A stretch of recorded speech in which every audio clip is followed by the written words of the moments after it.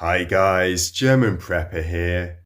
The war in Ukraine is raging at unprecedented levels, and it should be obvious to all that this cataclysmic fight is nothing short of the potential early days of a great war. Here is your latest update of key uncensored intel from those in the fight or close to it. Volodymyr Zelensky, President of Ukraine, has made this statement. Heavy battles are ongoing in Luhansk region and Donetsk region. Every hotspot in these directions is well known. Bahkmut is holding out despite everything, and although most of the city was destroyed by Russian strikes, our soldiers repelled constant attempts of Russian offensive there. Soledar is holding out, although there is even more destruction there, and it is very difficult. We should understand that all our positions, all our actions in defense are interconnected, and the resilience and effectiveness of actions at the front in general depends on the resilience and effectiveness of actions at each section of the front. In fact, guys, Russian Federation PMC Wagner forces have broken and taken Soledar in a lightning 3-day offensive. What remains to be cleared are the outskirts and the extensive salt mines underneath. Zelensky was painting a positive picture for the troops, but the truth is the Ukrainian Eastern Front is currently failing, with entire Ukrainian battalions being decimated by the day. Since starting work on this video, President Zelensky has made another statement. Thank you to all our soldiers for the battle they fought in Soledar and withstanding new and stronger attacks. Not a single wall has been left standing in the entire city.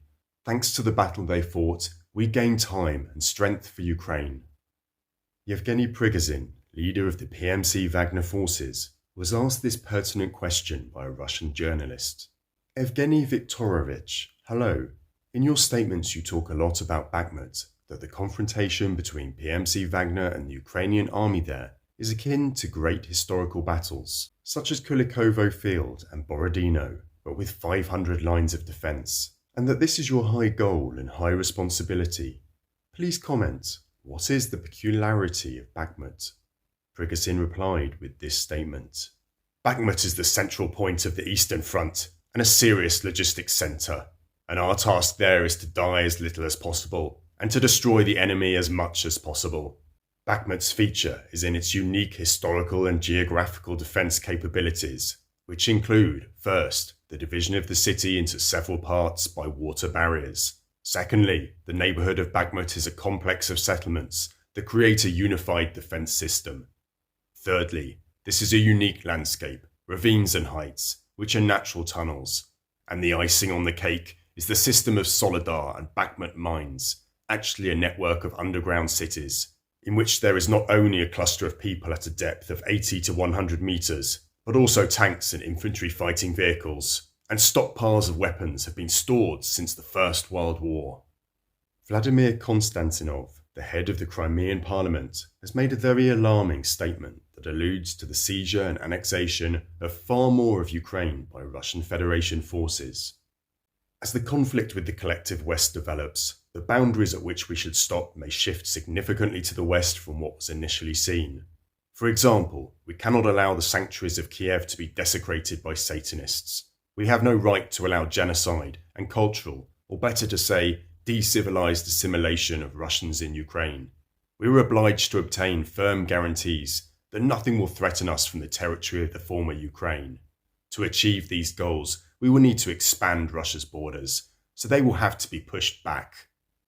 Katarina Lump, German representative for the United Nations Refugee Agency, has confirmed that the number of Ukrainians who have had to flee the country officially makes it Europe's biggest refugee crisis since World War II. It was revealed that more than 7.9 million people have fled Ukraine since the start of the war, and another 5.9 million people are internally displaced. Many more are in the process of leaving now. Germany has provided more than €1 billion in humanitarian aid to Ukraine since the start of the Russian invasion began. There we are then, guys, a quick update on the progress of what I believe will later be referred to as World War III. A question for you all now to end.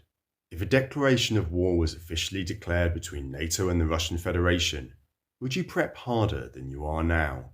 As always, looking forward to reading your answers. If you can, please support the channel by taking membership. It really makes a difference. And if you are able, share this video. Still listening? Do me one last favour. Pull up that every video or Intel playlist and leave it running whenever you can. Show YouTube that you want more German prepper, even if the powers that be do not. Keep prepping, guys. Cheers for now.